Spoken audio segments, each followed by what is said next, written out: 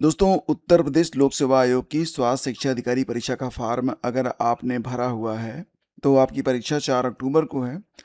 भले ही आपको लगता हो कि अभी आपके पास पर्याप्त समय है, लेकिन जो सिलेबस है, ये भी काफ़ी बड़ा है और ये परीक्षा यानी कि जो एक परीक्षा आपकी होनी है, कोई मेंस तो होगा नहीं। इसको आप प्री समझिए या फिर मेंस समझिए, एक ही परीक्षा होनी है, इसके बाद आपका इंटरव्यू होगा।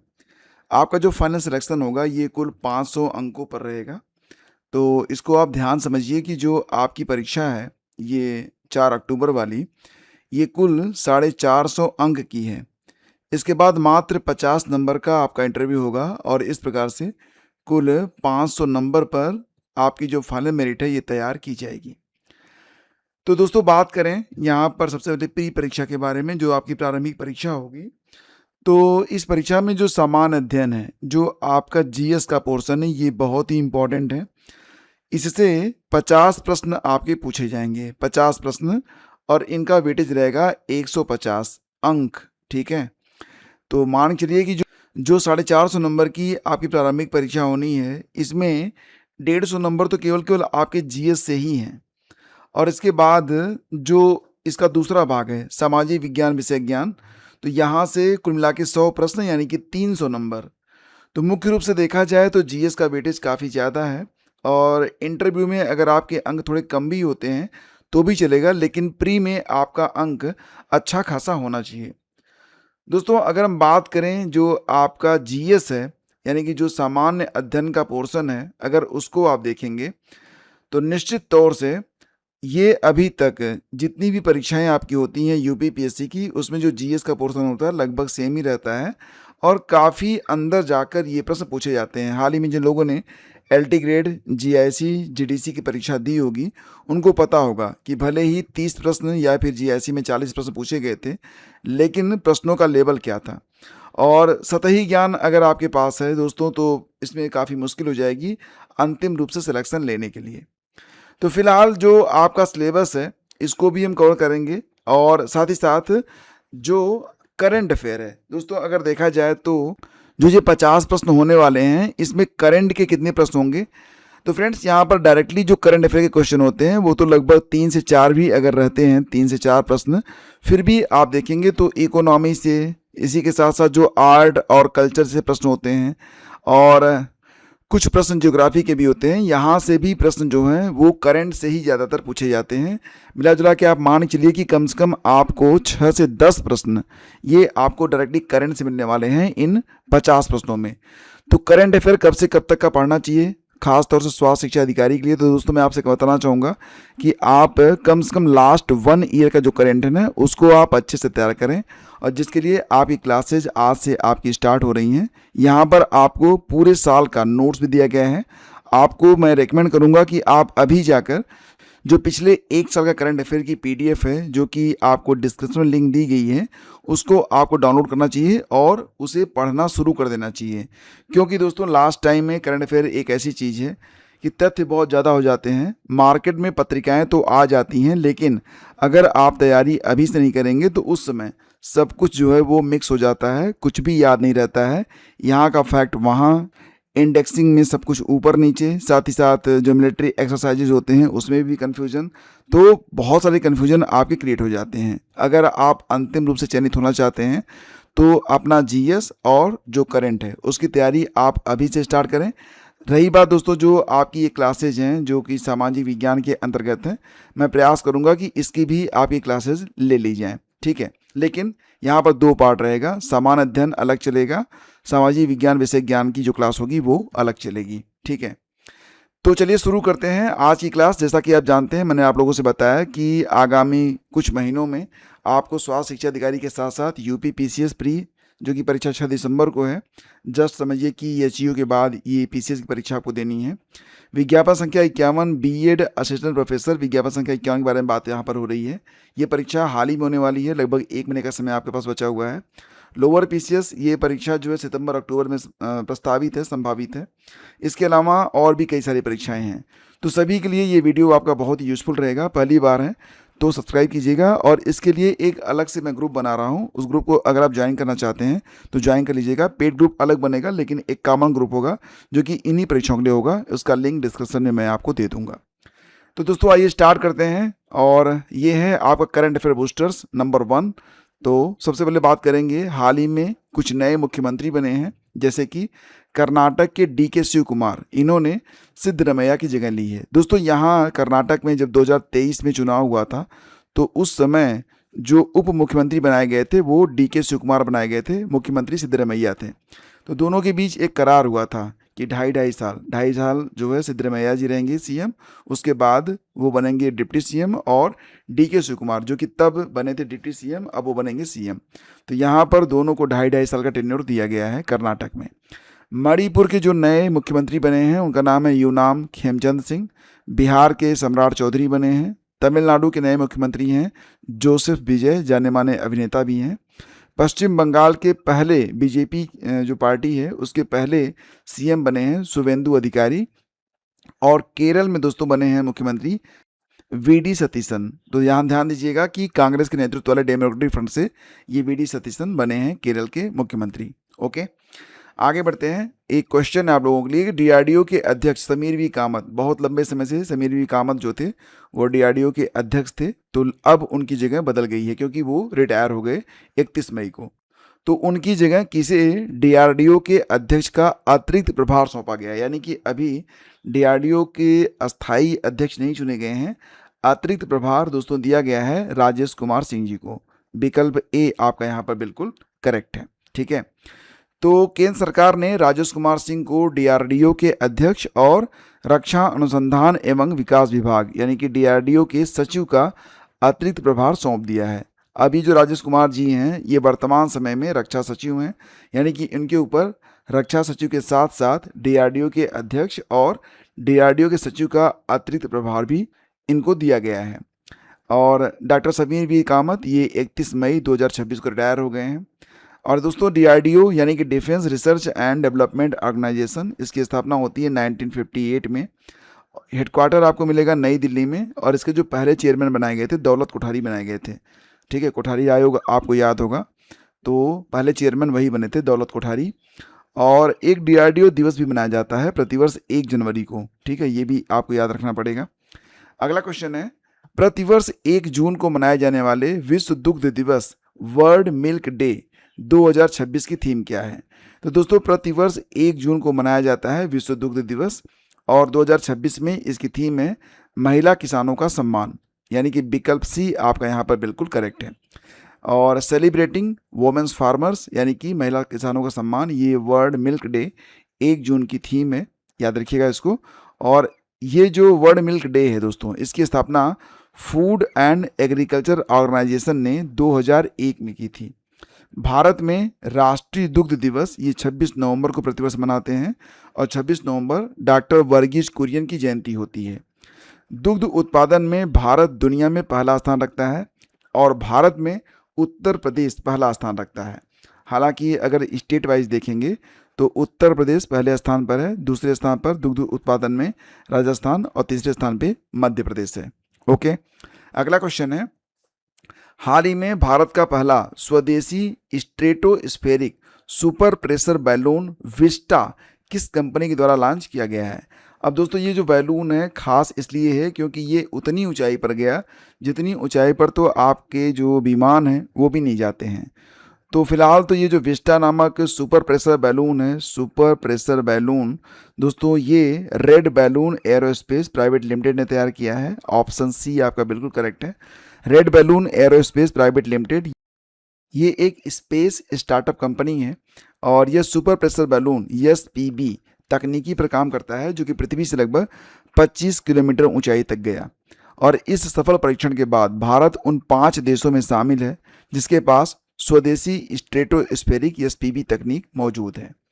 अगला क्वेश्चन, हाल ही में सार्थक PDS योजना के लिए कितना बजट जारी किया गया है? दोस्तों जैसा कि आप जानते हैं जो PDS होती है पब्लिक डिस्ट्रीब्यूशन सिस्टम, तो इसमें कई बार होता है ना कि जितना भी अनाज बांटने के लिए जाता है तो जो ये अनाज बांटने वाले होते हैं ना वो कई तरीके से घपला कर देते हैं। तो इस घपले को रोकने के लिए और जो लाभार्थी हैं उनको इसका संपूर्ण लाभ मिले, इसी के लिए ये सार्थक पीडीएस योजना को स्टार्ट किया गया है। ये 25,530 करोड़ रुपए का जो बजट है ये दोस्तों मंजूर किया गया है। तो ध्यान दीजिएगा, ये जो बजट है ये रुपए में है, ठीक है। विकल्प सी आपका करेक्ट है। तो फ्रेंड्स, बात करते हैं सार्थक पीडीएस योजना के बारे में। तो इससे क्या होगा कि राशन व्यवस्था को ज़्यादा पारदर्शी, डिजिटल और बेहतर बनाया जाएगा। और ये योजना 1 अप्रैल 2026 से लेकर 31 मार्च 2031 तक लागू रहेगी। ध्यान दीजिएगा कि राष्ट्रीय खाद्य सुरक्षा अधिनियम, नेशनल फूड सिक्योरिटी एक्ट 2013 गरीब लोगों को कानूनी रूप से सस्ता और मुफ्त अनाज पाने का अधिकार देता है। ओके, अगला क्वेश्चन है प्रेसिडेंट कलर्स। ये एक अवार्ड होता है दोस्तों, प्रेसिडेंट कलर्स। तो इस अवार्ड से किस प्रदेश की पुलिस को राष्ट्रपति द्रौपदी मुर्मू ने हाल ही में सम्मानित किया है? तो दोस्तों इसका उत्तर होगा सिक्किम पुलिस को। ऑप्शन बी आपका यहाँ पर बिल्कुल करेक्ट है। तो प्रेसिडेंट कलर अवार्ड किसी भी भारतीय सैन्य या पुलिस इकाई को उसकी असाधारण सेवा, वीरता और समर्पण के लिए दिया जाने वाला सर्वोच्च राष्ट्रीय सम्मान है। निशान के नाम से भी जाने जाने वाले इस पुरस्कार को सिक्किम और बिहार पुलिस को प्रदान करने के लिए, यानी कि सिक्किम और बिहार की जो पुलिस है उसको सम्मानित किया गया है। ध्यान दीजिएगा, 28 मई 2026 को भारत की राष्ट्रपति द्रौपदी मुर्मू ने सिक्किम की राजधानी गैंगटोक में एक जो समारोह था आयोजित किया गया था, विशेष समारोह में सिक्किम पुलिस को यह प्रतिष्ठित पुरस्कार प्रदान किया है। और इसके साथ ही सिक्किम यह सम्मान पाने वाला देश का 15वां और पूर्वोत्तर का तीसरा राज्य बन गया है। दोस्तों यहाँ पर नाम बिहार का भी आ रहा है, तो मैं आपको बता दूं कि अप्रैल 2026 में बिहार पुलिस को भी उसके उत्कृष्ट पुलिसिंग प्रदर्शन, कानून व्यवस्था के रखरखाव और मानवीय सेवा के लिए प्रेसिडेंट कलर अवार्ड से सम्मानित करने की घोषणा की गई। अगला क्वेश्चन है SRS स्टैटिस्टिकल रिपोर्ट 2024 के अनुसार भारत की कुल प्रजनन दर कितनी है? दोस्तों आपको पता है कि अगर टोटल फर्टिलिटी रेट अगर ये 2.1 से कम है, इसका मतलब ये होगा कि जो पॉपुलेशन है अब वो कम होने लगेगी, ठीक है। तो फिलहाल जो भारत की कुल प्रजनन दर है ये 1.9 पर चली आई है। इसका मतलब ये है कि एक महिला अपने पूरे जीवन काल में वो सिर्फ एक बच्चे को जन्म दे रही है, मतलब ये जो रेशियो है 1.9 का है। तो फ्रेंड्स यहाँ पर ध्यान दीजिएगा कि भारत के रजिस्ट्रार जनरल एवं जनगणना आयुक्त कार्यालय द्वारा सैंपल रजिस्ट्रेशन सिस्टम सांख्यिकी रिपोर्ट 2024 को जारी किया गया है। ये जो रिपोर्ट है ये 2024 की है, ठीक है, जो कि जारी हुई है 2026 में। तो भारत में बच्चे पैदा होने की दर ये कम हो रही है। रिपोर्ट बता रही है कि भारत में बच्चे पैदा होने की जो दर है वो कम हो रही है। जो TFR है, वर्तमान प्रजनन दर, वो 1.9 है। और मैंने आपको बताया कि जनसंख्या स्थिर रखने के लिए जो TFR है ये 2.1 होना चाहिए। बिहार में TFR सर्वाधिक है, ये 2.9 है। और यूपी में भी 2.6 है, यानी कि ये दो जो स्टेट हैं ये TFR के मामले में भारत में सबसे ऊपर है। दिल्ली का जो TFR है दोस्तों ये 1.2 है, याद रखिएगा, ठीक है। अगला क्वेश्चन है SRS स्टैटिस्टिकल रिपोर्ट 2024 के अनुसार भारत में काम करने वाली आबादी, यानी कि जो आबादी 15 साल से लेकर 59 साल के बीच में है, ये आबादी, इसके बारे में क्या रिपोर्ट है? तो ये आबादी दोस्तों जो है ये बढ़ रही है। ऑप्शन सी आपका यहाँ पर करेक्ट है। ध्यान दीजिएगा कि जो बच्चे हैं वो केवल 24% हैं, यानी कि जिनकी उम्र 0 से 14 वर्ष है उनकी संख्या 24% है। नई रिपोर्ट के अनुसार बच्चों की संख्या घट रही है, ठीक है, ये 24% पर आ गई है। जबकि काम करने वालों की संख्या जो है वो जिनकी उम्र 15 से 59 वर्ष के बीच में है ये बढ़ रही है। साथ ही साथ बुजुर्गों की संख्या भी बढ़ रही है।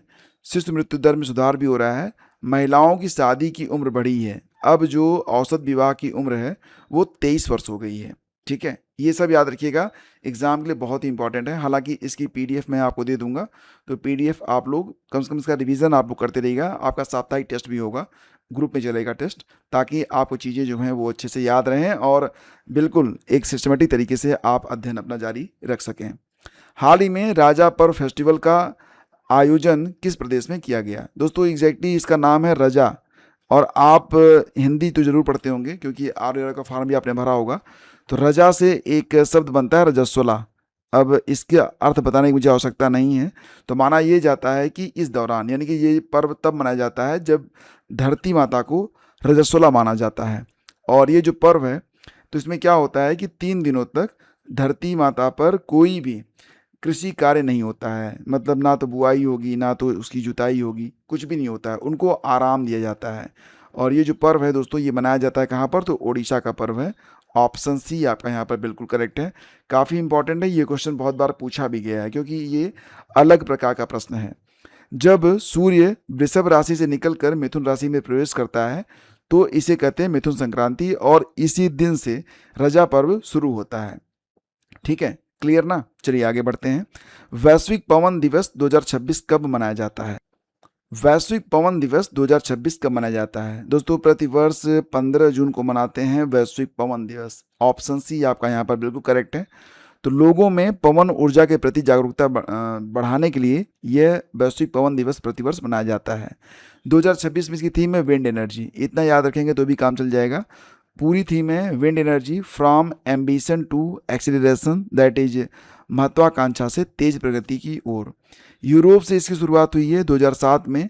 और ध्यान दीजिएगा कि पवन ऊर्जा में भारत दुनिया में चौथे स्थान पर है, और हमारी जो कुल स्थापित क्षमता है वर्तमान में वो 56.09 गीगावाट है। और ये प्रयास किया जा रहा है कि 2030 तक ये जो 56.09 गीगावाट है इसको 2030 तक 100 गीगावाट तक पहुंचा दिया जाए। ठीक है, और 2036 तक का टारगेट ये है कि इसे 156 गीगावाट तक पहुंचा दिया जाएगा।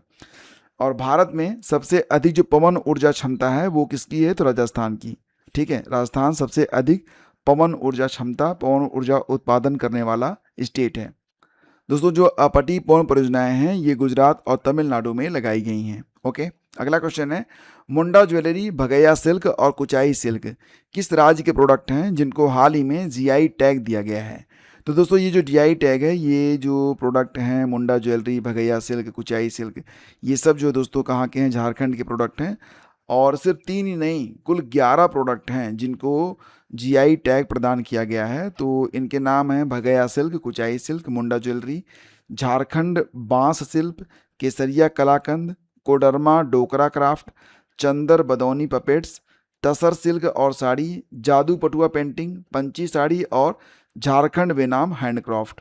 जीआई टैग के बारे में आप जानते हो, ज्योग्राफिकल इंडिकेशन इसका फुल फॉर्म होता है। और ये अस्तित्व में आया था 1999 के एक्ट के द्वारा और लागू हुआ 2003 में। और जो पहला प्रोडक्ट था जिसे जीआई टैग प्रदान किया गया था ये पश्चिम बंगाल की दार्जिलिंग की चाय है। 2004-05 में इसे जीआई टैग प्रदान किया गया था। इंटरनेशनल लेबर ऑर्गेनाइजेशन यानी कि आईएलओ के द्वारा कन्वेंशन नंबर 193 किन श्रमिकों की सुरक्षा के लिए अपनाया गया है? तो दोस्तों ये जो कन्वेंशन 193 है इसका संबंध गिग और प्लेटफॉर्म वर्कर से है। ऑप्शन सी करेक्ट है।